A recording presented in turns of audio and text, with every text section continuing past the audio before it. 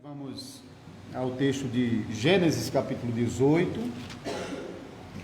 Então o que nós estamos fazendo nessas pregações é também instruir a igreja a como entender as narrativas dos patriarcas. Estamos aprendendo a não tomar essas narrativas como se fosse um modelo do que fazer e do que não fazer, mas mais do que isso, eles nos trazem mensagens redentivas que apontam para o nosso Salvador Jesus e por meio de quem nós podemos nos apropriar também das bênçãos que a palavra de Deus nos promete. Então, Gênesis capítulo 18. Apareceu o Senhor a Abraão nos carvalhais de Mamre, quando ele estava assentado à entrada da tenda no maior calor do dia. Levantou ele os olhos, olhou, e os 3 homens de pé em frente dele. Vendo-os, correu da porta da tenda ao seu encontro, prostrou-se em terra e disse: Senhor meu, se acho mercê em tua presença, rogo-te que não passes de teu servo. Traga-se um pouco de água, lavai os pés e repousai debaixo desta árvore. Trazei um bocado de pão, refazei as vossas forças, visto que chegastes até vosso servo. Depois seguireis avante. Responderam: faze como disseste. Apressou-se, pois, a Abraão para a tenda de Sara e lhe disse: amassa depressa 3 medidas de flor de farinha e faze pão assado ao borralho. Abraão, por sua vez, correu ao gado, tomou um novilho, tenro e bom, e deu ao criado, que o apressou em prepará-lo. Tomou também coalhada e leite, e o novilho que mandara preparar, e pôs tudo diante deles. E permaneceu de pé junto a eles, debaixo da árvore, e eles comeram. Então lhe perguntaram: Sara, tua mulher, onde está? Ele respondeu: está aí na tenda. Disse um deles: certamente voltarei a ti daqui a 1 ano, e Sara, tua mulher, dará à luz um filho. Sara o estava escutando à porta da tenda atrás dele. Abraão e Sara eram já velhos, avançados em idade, e a Sara já lhe havia cessado o costume das mulheres. Riu-se, pois, Sara no seu íntimo, dizendo consigo mesma: depois de velha, e velho também o meu senhor, terei ainda prazer? Disse o Senhor a Abraão: por que se riu Sara, dizendo: será verdade que darei ainda à luz, sendo velha? Acaso para o Senhor a coisa demasiadamente difícil? Daqui a 1 ano, nesse mesmo tempo, voltarei a ti, e Sara terá um filho. Então Sara, receosa, o negou, dizendo: não me ri. Ele, porém, disse: não é assim, é certo que riste. Tendo-se levantado dali aqueles homens, olharam para Sodoma, e Abraão ia com eles para os encaminhar. Disse o Senhor: ocultarei a Abraão o que estou para fazer, visto que Abraão certamente virá a ser uma grande e poderosa nação, e nele serão benditas todas as famílias da terra? Porque eu o escolhi para que ordene a seus filhos e a sua casa depois dele, a fim de que guardem o caminho do Senhor e pratiquem a justiça e o juízo, para que o Senhor faça vir sobre Abraão o que tem falado a seu respeito. Disse mais o Senhor: com efeito, o clamor de Sodoma e Gomorra tem se multiplicado, e o seu pecado se tem agravado muito. Descerei e verei se de fato o que tem praticado corresponde a esse clamor que é vindo até mim. E se não, e se assim não é, sabê-lo-ei. Então partiram dali aqueles homens e foram para Sodoma. Porém Abraão permaneceu ainda na presença do Senhor. E aproximando-se a ele, disse: destruirás o justo com o ímpio? Se houver porventura 50 justos na cidade, destruirás ainda assim e não pouparás o lugar por amor dos 50 justos que nela se encontram? Longe de ti o fazeres tal coisa, matares o justo com o ímpio. como se o justo fosse igual ao ímpio. Longe de ti, não fará justiça o juiz de toda a terra? Então disse o Senhor: se eu achar em Sodoma 50 justos dentro da cidade, pouparei a cidade toda por amor deles. Disse mais Abraão: eis que me atrevo a falar ao Senhor, eu que sou pó e cinza. Na hipótese de faltarem 5 para 50 justos, destruirás por isso toda a cidade? Ele respondeu: não a destruirei se eu achar ali 45. Disse-lhe ainda mais Abraão: e se porventura houver ali 40? Respondeu: não o farei por amor dos 40. Insistiu: não se ire o Senhor, falarei ainda, se houver porventura ali 30. Respondeu o Senhor: não o farei se encontrar ali 30. Continuou Abraão: eis que me atrevo a falar ao Senhor, se porventura houver ali 20. Respondeu o Senhor: não o destruirei por amor dos 20. Disse ainda Abraão: não se ire o Senhor, se lhe falo somente mais esta vez. Se porventura houver ali 10. Respondeu o Senhor: não a destruirei por amor dos 10. Tendo cessado de falar a Abraão, retirou-se o Senhor e Abraão voltou para o seu lugar. Vamos pedir a ajuda do Senhor durante a pregação. Senhor Deus, nós precisamos do Senhor. Não há nada em nossa vida que nós possamos prescindir do Senhor. A nossa vinda ao mundo, a nossa existência, a nossa sobrevivência, a nossa fé, tudo depende do Senhor. Nós humildemente nos aproximamos ao Senhor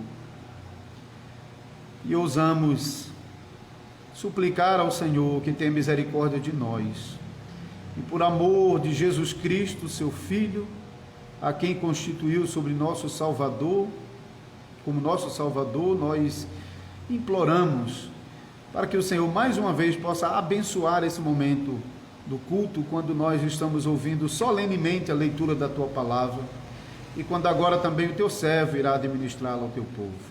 Abençoa esse trabalho, Senhor. Dá força ao Teu servo, ajuda-o para que ele possa, no poder do Espírito Santo, transmitir essas palavras. Abençoa também os púlpitos das igrejas fiéis de Jesus Cristo, que nesse momento estão fazendo a leitura solene da Tua Palavra e cujos púlpitos, os ministros, estão pregando o Teu Evangelho. Por favor, abençoa, o Teu povo precisa da pregação. Abençoa-nos, nós te pedimos mais uma vez. Em nome de Jesus Cristo. Amém.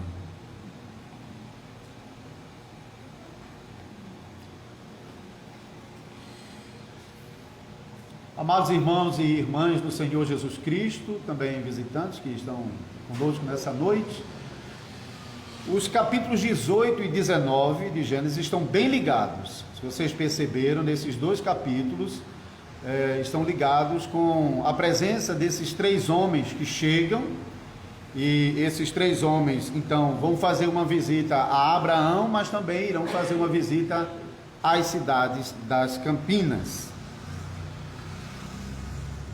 Mas as visitas que eles estão fazendo são bem diferentes uma da outra.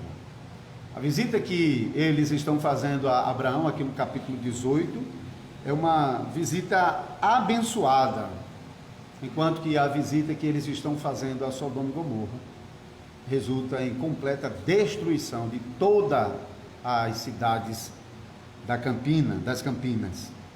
Então, na pregação de hoje, nós vamos tratar particularmente o capítulo 18, que fala sobre a visita do Senhor a Abraão, e no próximo domingo, então, nós esperamos poder tratar sobre a visita dos anjos às cidades das Campinas.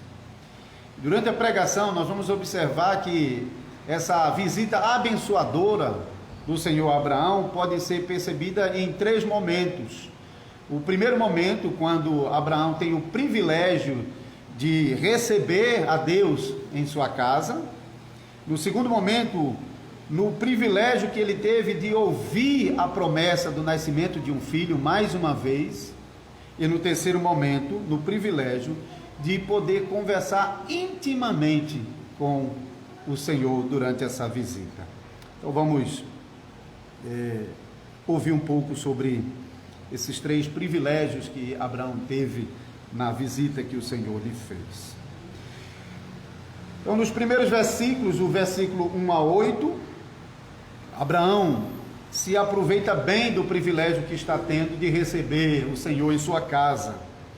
Isso aconteceu poucos dias depois da sua circuncisão. Lembre-se que no capítulo anterior, o capítulo 17, Abraão e toda a sua casa foi circuncidado. Abraão, seu filho Ismael, os seus servos.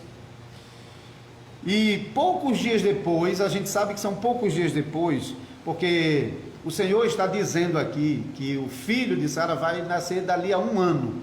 Isso é a mesma coisa que ele havia dito na passagem anterior, quando apareceu Abraão e ordenou a circuncisão. Naquele momento ele também disse, no capítulo 17, versículo 21, que daqui a 1 ano nasceria o filho de Sara. Então um evento deve estar bem próximo um dos outros, provavelmente poucos dias depois, quando Abraão já estava recuperado da circuncisão que havia se submetido.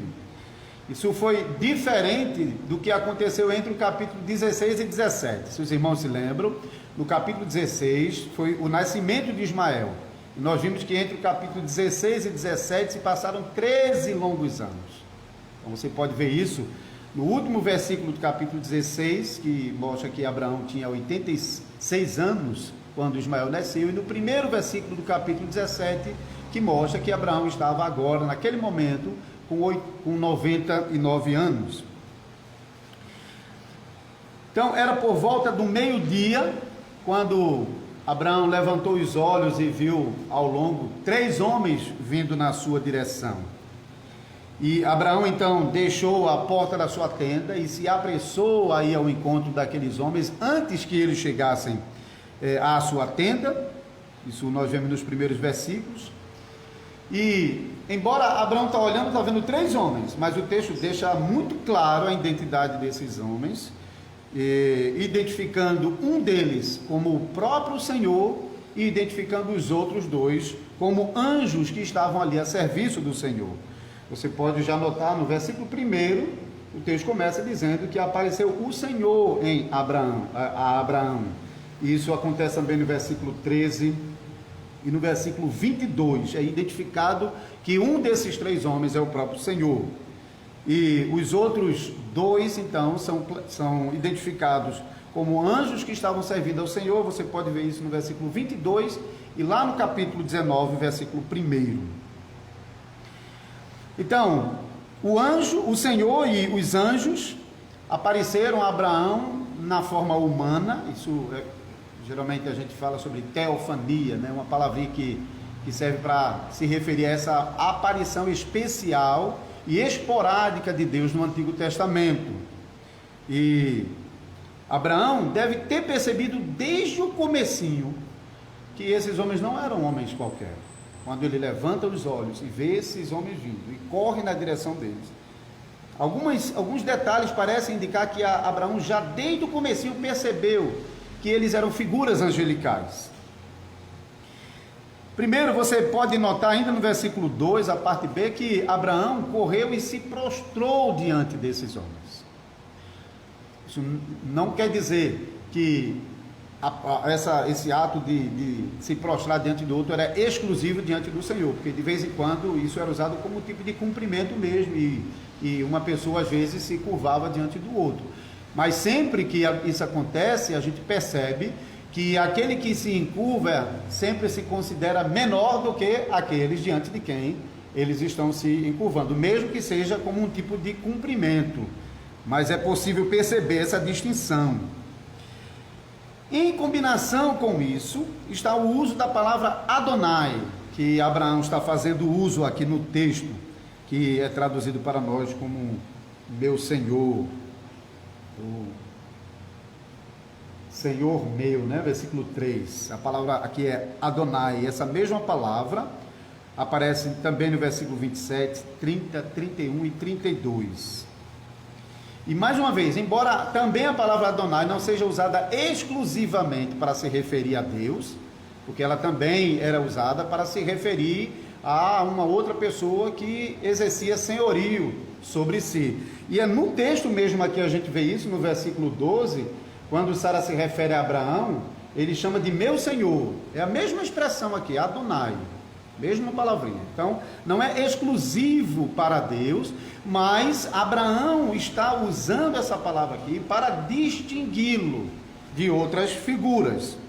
E a gente pode perceber que em toda a narrativa desse capítulo 18, se você está com a Bíblia na edição revista e atualizada, você vai perceber isso facilmente, porque você percebe que de vez em quando a palavra Senhor está toda escrita em maiúscula, olhando aí no seu texto você vai ver, e em outros versículos ele está escrito somente com a primeira letra em maiúsculo e depois o resto da palavra em minúsculo. Então, por exemplo,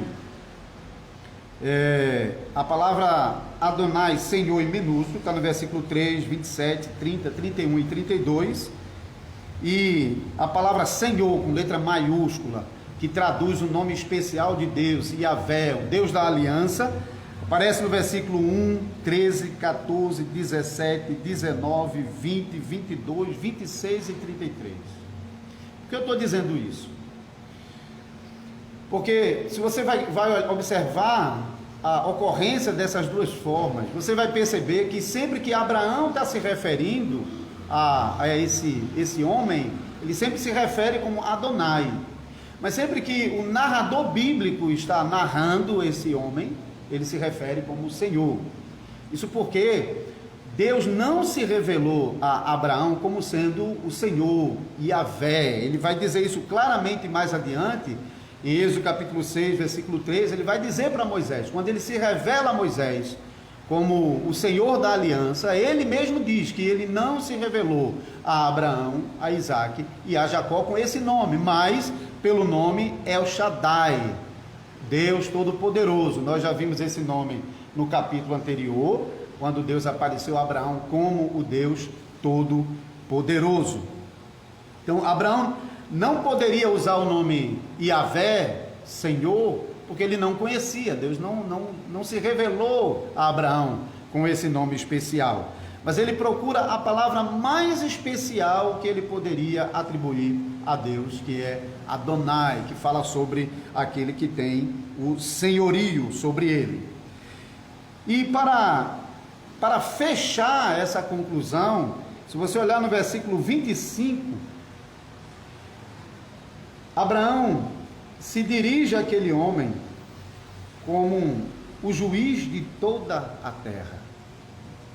Claramente Abraão já havia percebido que aquele diante de quem ele estava não era outro senão o Deus dos céus e da terra, o Senhor, o juiz de toda a terra. E podemos adicionar ainda o fato de que quando os dois anjos chegam a Sodoma, os homens de Sodoma, quando percebem a chegada desses homens, eles notam que esses homens não eram de uma aparência comum. Eles logo vão para a casa de Ló e cercam a casa de Ló, como veremos na próxima pregação, dizendo que esses homens, como príncipes, vieram para governar sobre eles. Então eles percebem que, de fato, a aparência desses homens é uma aparência diferente. Então, talvez a vestimenta ou a sua própria aparência chamava a atenção e o destacava de homens comuns. Então, Abraão, percebendo que aqueles homens não eram homens comuns e identificando que o Senhor mesmo viera para visitá-lo, Abraão reconhece esse grande privilégio de receber a visita do Senhor, e por causa disso, então, nós estamos lendo sobre a disposição de Abraão de dispensar a mais profunda hospitalidade a esses homens. No versículo 4, nós lemos sobre o cuidado dele em preparar a água para que eles lavassem os pés e então descansassem para a viagem debaixo da árvore.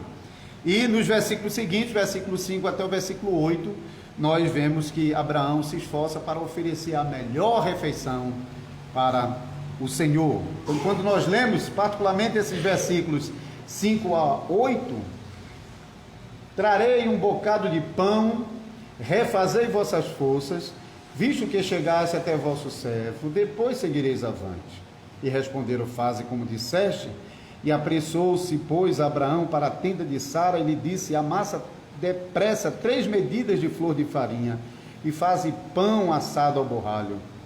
Abraão, por sua vez, correu ao gado, tomou um novilho tenro e bom, novilho de carne macia, novo, e deu ao criado, que se apressou em prepará-lo. E também na palavra apressou, a gente vê aqui a dedicação dele em preparar essa refeição. Tomou também coalhada e leite, ou queijo e leite, como tem algumas traduções, e o novilho que mandara preparar, e pôs tudo diante deles, e permaneceu de pé junto a eles, debaixo da árvore, e eles comeram. Então, olhando para os detalhes da refeição que Abraão está colocando diante desses homens, dá para perceber que Abraão está oferecendo o melhor que ele tinha em casa para o Senhor. Ele não está oferecendo ao Senhor qualquer coisa, mas realmente o que há de melhor na sua casa. Mas Abraão também experimentou o privilégio da visita de Deus à sua casa, ouvindo dele mais uma vez a promessa do nascimento de um filho, versículos 9 a 15. Já no versículo 10, nós lemos o Senhor dizendo para Abraão que daqui a 1 ano ele voltaria e Sara, a sua mulher, daria luz a um filho. E Sara então estava provavelmente em outra tenda, porque o texto de Gênesis mostra que Sara tinha a sua própria tenda, que mais tarde, depois da sua morte, Isaac vai herdar quando vai se casar com Rebeca. E então a tenda de Sara por trás, e Sara trabalhando lá dentro, e o homem falando aqui, prometendo que daqui a 1 ano ele voltaria e Sara teria um filho, e Sara ouvindo toda a conversa do homem por trás lá dentro da tenda. Mas quando Sara ouviu isso, Sara riu, duvidando de que isso pudesse ser possível. Se os irmãos se lembram, Sara está demonstrando a mesma dureza, a mesma dúvida, a mesma incredulidade que Abraão havia mostrado no capítulo 17. Lá no capítulo 17, quando Abraão havia rido, no versículo 17, então se prostrou Abraão o rosto em terra e se riu e disse consigo, a um homem de 100 anos há de nascer um filho, dará à luz Sara com seus 90 anos? Então Abraão também tinha rido, porque ele não havia confiado que o Deus que aparecera a ele era o Deus Todo-Poderoso, o El Shaddai. E esse mesmo Deus Todo-Poderoso, o El Shaddai, o Deus do impossível, como ele declara aqui no versículo 14, para Sara. Então Sara não confiou que aquele que estava prometendo um filho era o mesmo Deus Todo-Poderoso, o Deus do impossível, que já havia prometido o nascimento desse filho em outro momento. Então, tanto Abraão como Sara falharam em confiar que Deus pudesse, o Deus que havia criado o mundo, havia criado céus e terra, pudesse fazer com que um ventre envelhecido como o de Sara, e um homem já sem muito prazer, com seus 99 anos, pudesse ainda gerar um filho. Por isso nós estamos lendo aqui que para Deus não há impossível. Para Deus não há coisa demasiadamente difícil, versículo 14. Sara ainda até tentou negar que havia rido, hein? Mas Sara tinha como perceber que o homem que falava com ele era realmente Deus. Porque o texto faz questão de dizer que Sara pensou consigo mesma, ela não falou nada. Ela apenas pensou em seu coração sobre a dificuldade de lhe gerar um filho na idade que estava. E se ela tivesse então ponderado que aquele homem que falava com Abraão havia entendido o que ela tinha pensado em seu pensamento, sem pronunciar nenhuma palavra. Se ela tivesse considerado isso, ela teria reconhecido que aquele que falava com ela era o Deus Todo-Poderoso, o Criador dos céus e da terra, o El Shaddai, o Deus do impossível. Mas Sara, assim como Abrão, falhou. E se a promessa da redenção que chegou até nós dependesse dos nossos pais, mais uma vez nós estaríamos em sérios apuros. Mas nós damos graças a Deus, porque a promessa não estava firmada na confiança de Abraão e de Sara, mas na própria palavra que Deus havia estabelecido. É de acordo com a sua promessa, com a sua palavra, que o Senhor cumpre tudo o que ele tem prometido. E a promessa que Abraão e Sara ouviram do nascimento de um filho não é simplesmente a promessa do nascimento de um filho, de alguém que deseja ter um filho e espera e fica alegre com o nascimento desse filho. Mas essa promessa falava sobre uma descendência santa, sobre um descendente por meio do qual haveria de nascer o Salvador prometido a Israel. Essa é a promessa que está sobre Abraão e que permanecerá sobre os seus descendentes, não somente aqueles segundo a carne, mas sobretudo aos descendentes de Abraão segundo a sua fé. E por fim, Abraão desfruta do privilégio da visita do Senhor por meio de se aproximar a Deus para falar com Ele intimamente. Versículo 16 até o final.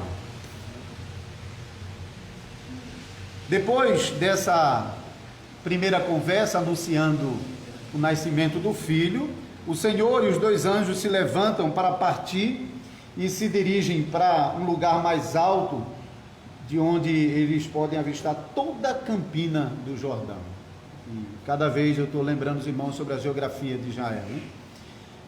Israel, no centro de Canaã, era uma região alta, e então se estendia para os dois lados, para o lado oriental, para o Jordão, e para o lado ocidental, para o Mar Grande. E aqui então o Senhor e os dois anjos sobem a algum lugar de onde podia ver toda a campina do Jordão e também a cidade de Gomorra, de Sodoma.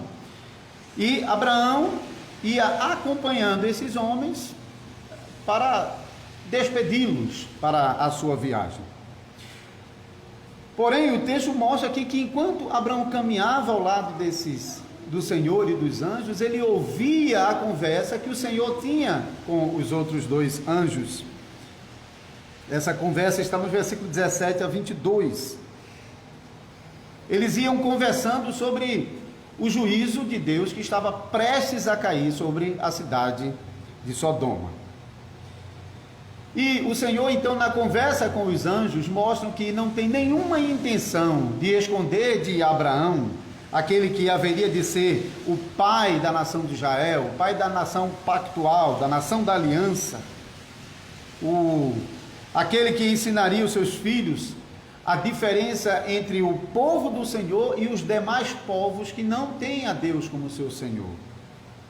Então, por que Deus esconderia de Abraão aquilo que estava prestes a fazer às cidades das campinas, àqueles povos que não temiam a Deus?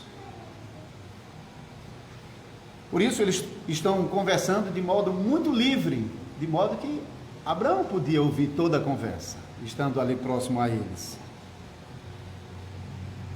Essa conversa de fato interessava Abraão. E por quê? Porque o seu sobrinho Ló morava em Sodoma.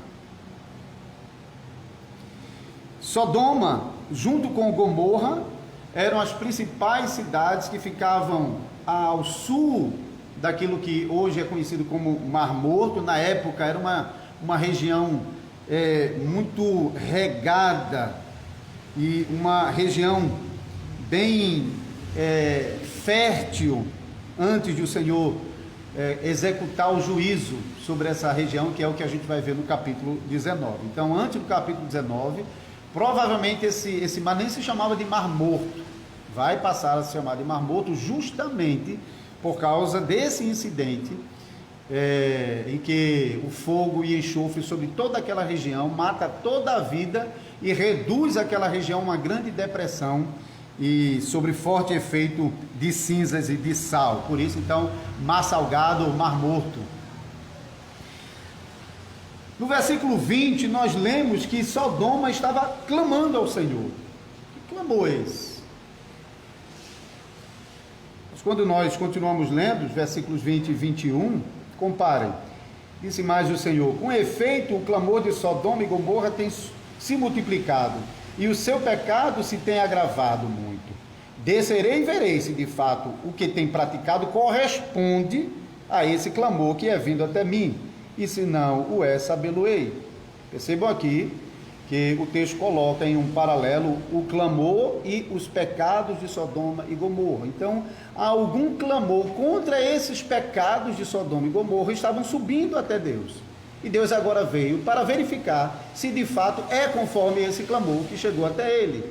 Se os pecados de Sodoma e Gomorra realmente são de acordo com aquele clamor. Então parece um clamor por justiça por causa dos pecados que estavam se acumulando, especialmente em Sodoma, mas como nós veremos, também em Gomorra e todas as cidades que formavam essa aliança ao sul do Mar Morto. Quem podia estar fazendo esse clamor? Quem era o justo no meio de tantos pecadores que estava clamando pelo Senhor por causa dos pecados de Sodoma? Nós devemos considerar que Ló estava morando em Sodoma, e Ló tinha uma ligação muito grande com Abraão, e Deus, por causa de Abraão, já havia socorrido Ló uma vez, quando ele havia sido levado com sua família e um monte de gente cativos naquela guerra dos 5 reis contra os 4, de Gênesis 14. Mas também devemos considerar o que o apóstolo Pedro diz na segunda carta, no capítulo 2,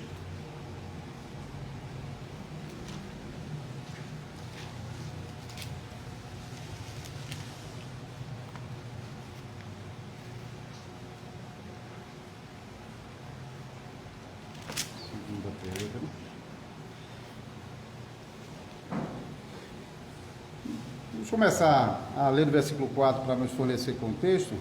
Ora, se Deus não poupou anjos quando pecaram, antes precipitando-os no inferno, os entregou a abismos de trevas, reservando-os para juízo, e não poupou o mundo antigo, mas preservou a Noé, pregador da justiça, e mais 7 pessoas, quando fez vir o dilúvio sobre o mundo de ímpios, e reduzindo a cinzas a cidade de Sodoma e Gomorra, ordenou-as à ruína completa, tendo-as posto como exemplo a quantos venham a viver impiamente.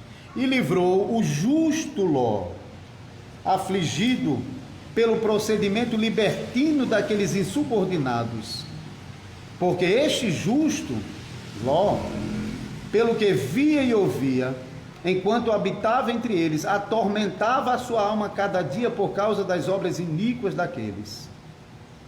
É porque o Senhor sabe livrar da provocação os piedosos e reservar sobre castigo os injustos para o dia do juízo. Então nós lemos aqui que Ló é declarado pelo Senhor como justo, como um justo piedoso, que se angustiava diante dos pecados terríveis de Sodoma e Gomorra e clamava ao Senhor por causa dessa situação. Então podemos concluir que pelo menos Ló era um representante dos justos na cidade de Sodoma. Quando falamos sobre Sodoma, aqui devemos sempre lembrar que é Sodoma, Gomorra e as demais cidades das Campinas. E toda essa região formava uma grande aliança. A gente viu isso lá no capítulo 14, quando os 4 reis vieram e levaram cativo toda essa gente. E depois Abraão, então, consegue recuperar. Mas então o pecado não estava concentrado em Sodoma nem em Gomorra, mas estava realmente dominando toda aquela região. E eles estavam se aprofundando em pecados terríveis, pecados escandalosos, que vão ser expostos com mais clareza, embora já lemos sobre eles aqui no versículo 20 e 21. No capítulo 19, será exposto como pecados até de abusos sexuais, de homossexualismo. E veremos que, inclusive, esses pecados deram nome a pecados que são conhecidos até hoje. Então o Senhor havia descido do céu, de um lado para visitar o seu servo Abraão, com quem ele havia estabelecido aliança, a quem ele havia entregue essa aliança, conforme vimos no capítulo 17, e agora o Senhor veio para conceder a graça da comunhão da sua presença na aliança que mantinha com Abraão. Mas do outro lado, Deus também veio para visitar com justiça e com juízo, castigando os impenitentes das cidades de Sodoma e Gomorra e demais cidades ao sul do Mar Morto. E por causa disso, então, estamos lendo no versículo 22, o Senhor enviando os 2 anjos até Sodoma.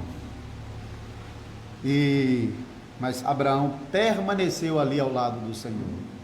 Abraão já vinha acompanhando o Senhor e os anjos pelo caminho, ouvindo toda a conversa, e agora que os anjos foram cumprir a sua tarefa como mensageiros de Deus em Sodoma, ele agora ousadamente, mas também confiadamente, ele se aproximou ainda mais a Deus para pedir em favor de Sodoma e Gomorra. E veja essa intimidade de se aproximar a Deus no versículo 23.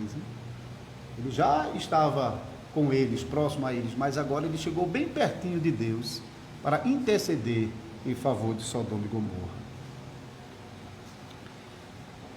E por 6 vezes Abraão apela ao Senhor para que ele não destrua a cidade junto com os justos. Ele reconhecia que a cidade era uma cidade de muitos pecadores, mas assim como ele conhecia a Ló, podia ter outros justos naquela cidade.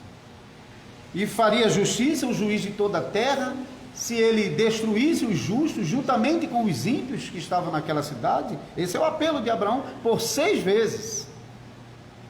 Mas começando com 50, descendo para 45, 40, 30, 20, 10. E cada vez que Abraão apelava ao Senhor para que o mínimo de justos pudessem ser considerados para a salvação dessa cidade, cada vez de novo o Senhor respondeu que estava disposto a salvar não apenas os justos, e não apenas a cidade de Sodoma, mas salvar toda aquela região, se encontrasse apenas em Sodoma ao mínimo de 10 justos. Versículo 26, é interessante porque tem uma pequena diferença na nossa tradução aqui. Então disse o Senhor: se eu achar em Sodoma 50 justos dentro da cidade, pouparei a cidade toda por amor deles. Mas o texto fala: pouparei todo o lugar. E essa expressão todo o lugar combina melhor com toda a região que envolvia Sodoma, Gomorra e as demais cidades, como nós veremos que serão destruídas no capítulo 19. Então Deus está mostrando que se ele encontrasse 10 justos pelo menos em Sodoma, ele pouparia toda aquela região por amor desses 10 justos. Mas depois de várias tentativas fracassadas, Abraão desistiu de continuar intercedendo por Sodoma, apelando para um número menor do que 10 de justos. É bem interessante aqui porque Abraão parou nos 10, porque ele não andou um pouquinho mais. Se nós considerarmos que Ló era casado, tinha suas 2 filhas, essas 2 filhas estavam prestes a casar, como veremos no próximo capítulo, e provavelmente haviam servos ainda na sua casa, talvez isso desse um número de 10. Mas se Deus disse que não havia 10 justos, então talvez aqueles que estavam com Ló não era contado como justos juntamente com ele.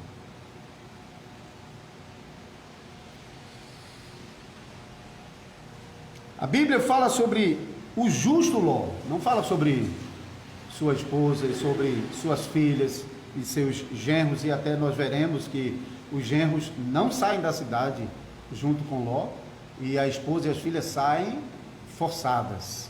E a gente vai aprender sobre o episódio da mulher de Ló e das 2 filhas de Ló, que demonstram que elas não eram piedosas como o era o seu pai Ló. E quando a Bíblia fala até mesmo sobre Ló como justo, isso não é para dizer que Jó era melhor do que os outros pecadores de Sodoma e Gomorra e das demais cidades. De jeito nenhum.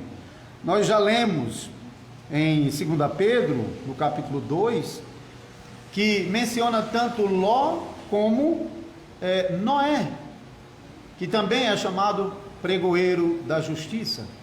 E quando nós estamos lá em Gênesis capítulo 6, no versículo 8, diz que Noé achou graça diante de Deus.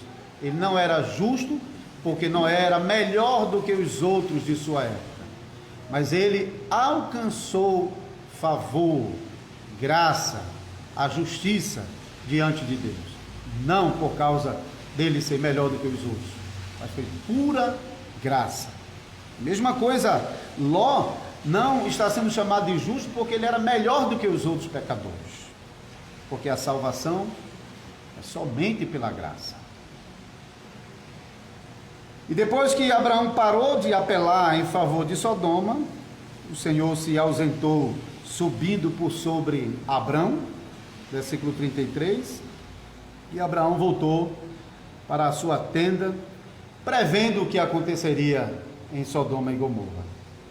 Mas o que nós veremos no capítulo 19 é que Deus, mais uma vez, por amor a Abraão, mostra misericórdia à família de Ló, e por causa de Ló também poupa a sua esposa e as suas filhas da destruição de Sodoma e de Gomorra.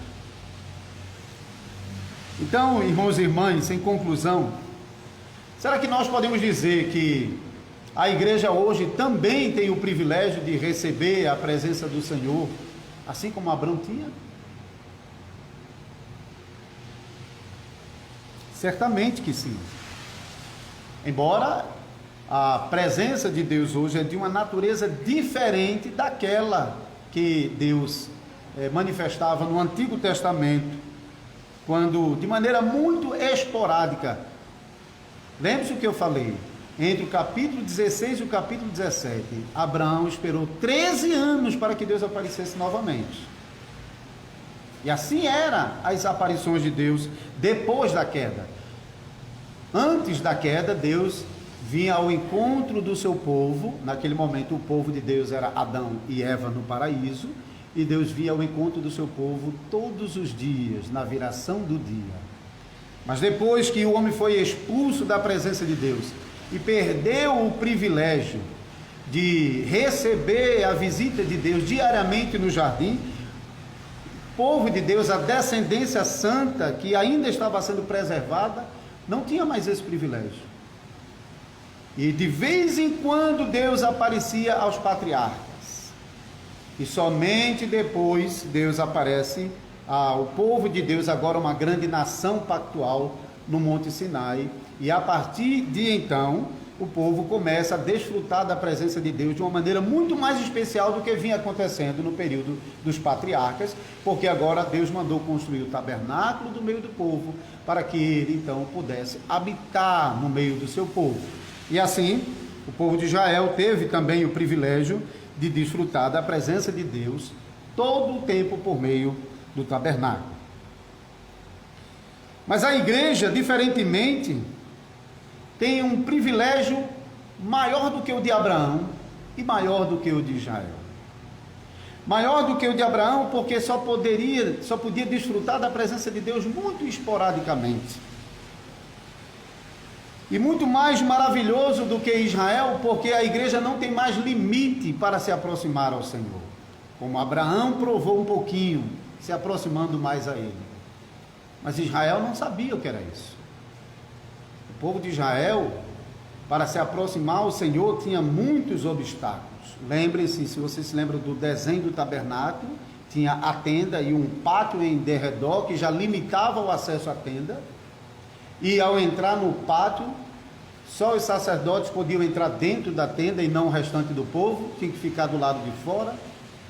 E na parte mais interior do tabernáculo, só o sumo sacerdote poderia entrar uma vez somente no ano. Ainda, apesar do privilégio, da bênção, da presença de Deus no meio do povo, por meio do tabernáculo, ainda existia muitas limitações por causa do pecado do povo, que precisava ser expiado com o sangue perfeito da cruz. E naquele momento, tudo que eles tinham era o sangue dos animais que precisavam ser repetidos, apontando para o sacrifício perfeito que haveria de vir. Mas a igreja já tem esse sacrifício perfeito. A igreja já tem a obra perfeita, a obra da cruz, o sangue salvador que foi derramado na cruz do Calvário e que já purificou o pecado do seu povo de uma vez por todas. De modo que nós, como igreja de Cristo Jesus, já não temos mais nenhum embaraço para nos aproximarmos a Deus. E pelo novo e vivo caminho que foi aberto pelo sangue e pelo corpo de Cristo na cruz, nós, como Abraão, ousadamente, confiadamente, nós entramos diariamente na presença do nosso Deus. Não esporadicamente, não de vez em quando, não mantendo certa distância, mas todos os dias.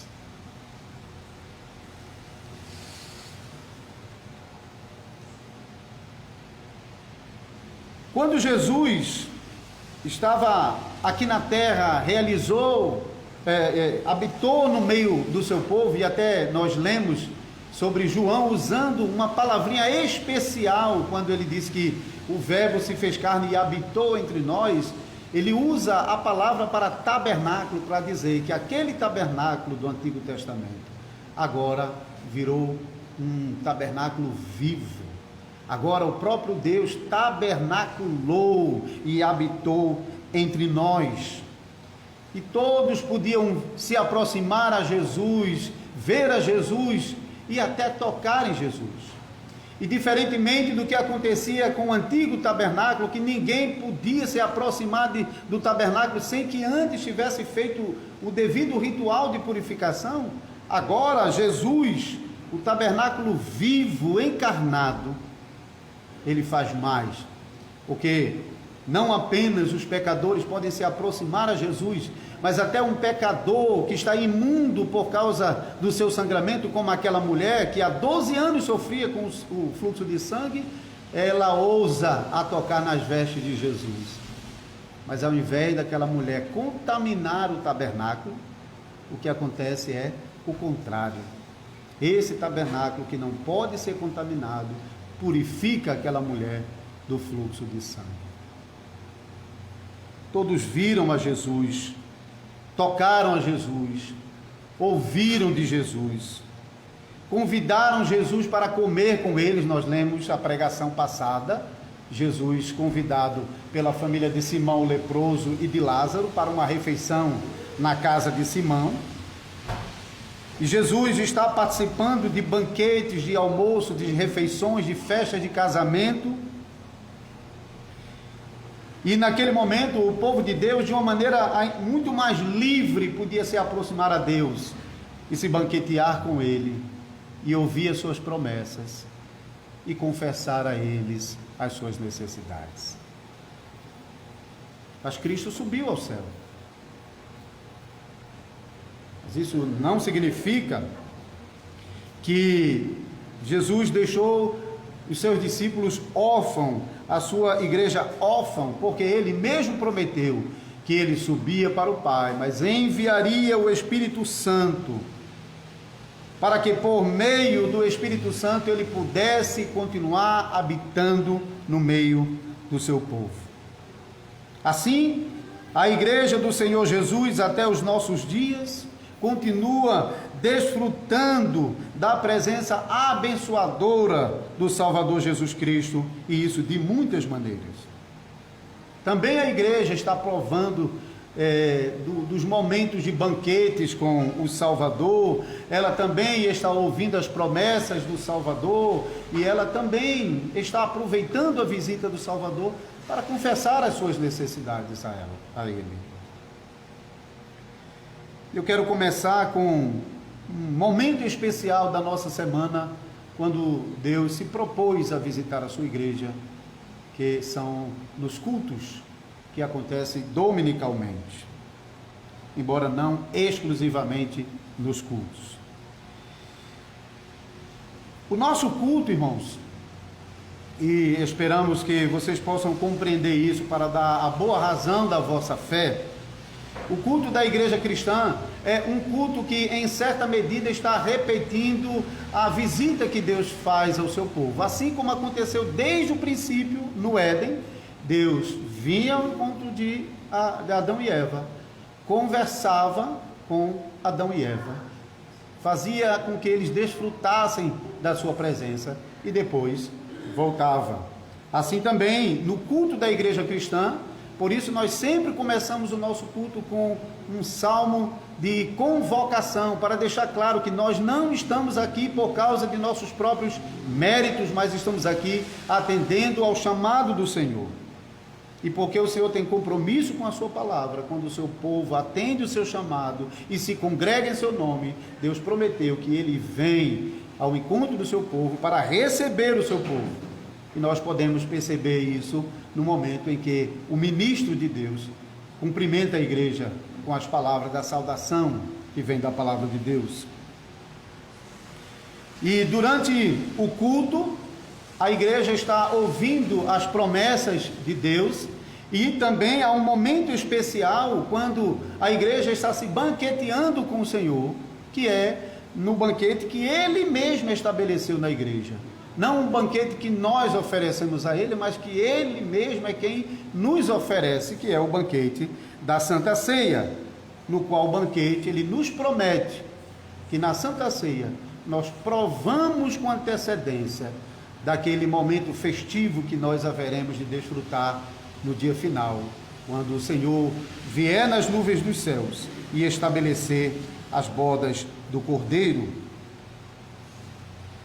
E depois de ter se banqueteado conosco, falado conosco e ouvido a igreja, o Senhor mais uma vez nos despede com as palavras da bênção, e então nós assim retornamos confiados nessas palavras e guiados pelo Espírito Santo que habita em nós, voltamos para as nossas casas.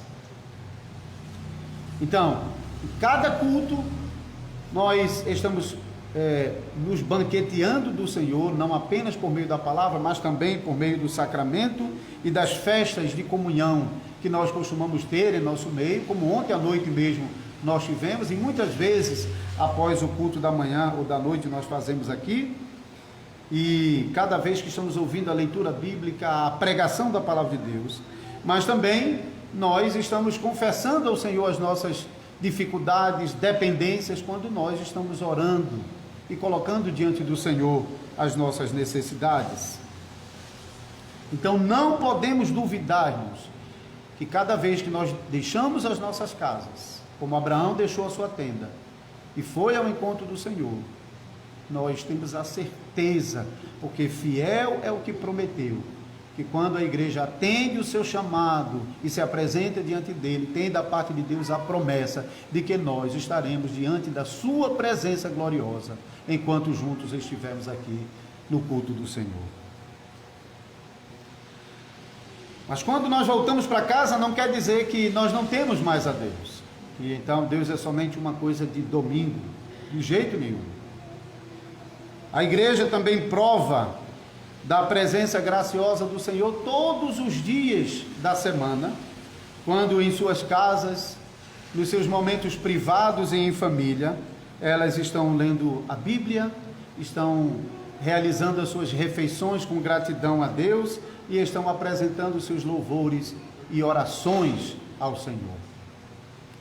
Assim como acontece no culto dominical, mas agora não como igreja reunida, mas como famílias da fé, nós provamos da presença graciosa do Senhor cada vez que nós estamos abrindo a palavra de Deus e ouvindo o que Deus tem para nos dizer.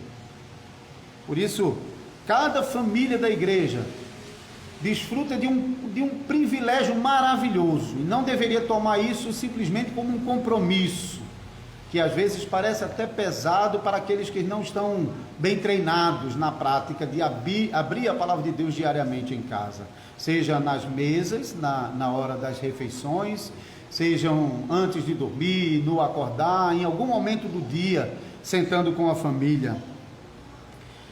Irmãos, reconheçam que não é somente uma questão de mandamento e de necessidade, que também o são. Nós precisamos da palavra de Deus, nós necessitamos, não podemos viver sem ela. E nós temos da parte de Deus a ordenança de diariamente meditarmos na palavra de Deus. Mas, sobretudo, nós estamos vendo sobre o privilégio que nós temos de, quando nós abrimos a palavra de Deus, termos a certeza de que Deus está conosco, porque Ele assim nos prometeu. E fiel é aquele que nos prometeu. Por isso, não devemos duvidar que quando nós em casa estamos invocando o nome do Senhor, o Senhor se faz presente junto conosco. Mas eu quero, por fim, ainda mencionar uma outra situação onde a igreja prova da visita graciosa do nosso Deus. É o momento em que os oficiais de Jesus Cristo estão realizando as visitas nas nossas casas. Porque nós aprendemos em vários lugares da palavra de Deus que esses homens não chegam em casa em seu próprio nome, mas eles chegam na casa dos membros como embaixadores de Cristo, é o que Paulo usa mais uma vez na carta aos Coríntios. Embaixadores de Cristo, representantes legais de Cristo. Não devemos duvidar de que quando esses homens, apesar de serem pecadores, de serem fracos como qualquer um de vocês, mas quando eles chegam às nossas casas, eles chegam em nome de Cristo, como servos e ministros de Cristo, como embaixadores de Cristo, e vocês não devem ter nenhuma dúvida de que por meio da visita desses homens sendo realizadas fielmente, vocês estão recebendo a visita do próprio Salvador Jesus Cristo. Então, que atitude devemos ter quando nós estamos recebendo os presbíteros para as visitas pastorais, os diáconos para as visitas diaconais? Nós devemos ter com eles aquele mesmo zelo que Abraão teve quando o Senhor o visitou. O zelo de recebê-lo com alegria e festa, e também o zelo de ouvir atentamente os conselhos da palavra de Deus, que vem por meio desses homens que chegam às nossas casas, porque eles não devem chegar com as suas opiniões, eles devem abrir a palavra de Deus e instruir o povo de Deus com a palavra de Deus. E também devemos confiar de confessar a eles os nossos pecados, as nossas demandas, as nossas dificuldades, não porque eles tenham um poder inerente para lidar com isso, mas porque Deus, em sua infinita graça e misericórdia, nos concedeu esses homens como presentes de Deus, para o nosso bem, para o nosso cuidado, para o zelo da nossa alma. Assim nós podemos provar, sem sombra de dúvida, da presença do nosso grande Deus e Salvador Jesus Cristo, quando os seus servos ordenados chegam na nossa casa em seu nome. E por isso devemos ter todo o prazer de recebê-los e dar atenção às suas instruções e repreensões, e confiar neles, que estão realizando o serviço em nome do Senhor. Amados irmãos e irmãs, então, temos muito a nos aproveitar da presença graciosa do Salvador Jesus Cristo. Temos muito. Podemos fazer da presença de Deus em nosso meio muito mais do que os nossos pais fizeram no passado, muito mais do que Israel podia se aproveitar. Podemos nos aproveitar dessa presença graciosa de Deus, começando pelo culto dominical, sendo zeloso em atender ao chamado do Senhor para os cultos, não apenas para um dos cultos, mas para os cultos aos quais o Senhor, por meio deles, está nos convocando para o encontro pactual. E que não haja em nós motivo de desprezo para não atender essa santa convocação. Que não haja em nossas vidas nada mais importante no dia do Senhor para fazer do que atender ao chamado do Senhor para o culto. Que não haja nada mais importante, nenhuma visita, nenhuma coisa mais importante do que desfrutar da presença graciosa do Senhor no culto que Ele nos convoca para participar. Então aproveitemos bem os nossos cultos, como estamos fazendo hoje. Sejam zelosos, sejam ativos e apressados a estar na presença do Senhor, como fez Abraão. Não sejam lentos, muito menos remissos, mas sejam zelosos. Celebrem esse momento, festejem esse momento, tanto nos cultos como nos momentos de comunhão entre nós, tanto aqui como também em nossas casas e também quando os servos de Deus estão chegando às nossas casas em nome do Senhor.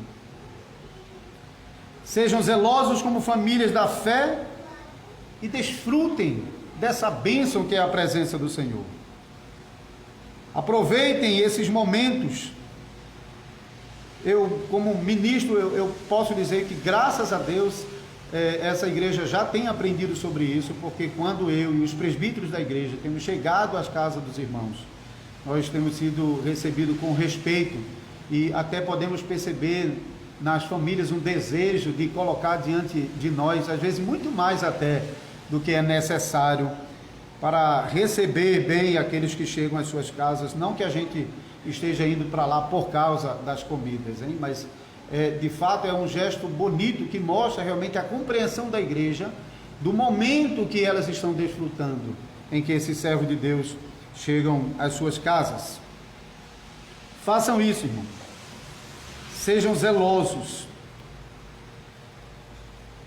para receber o Senhor nas suas vidas, aqui na igreja e em suas casas.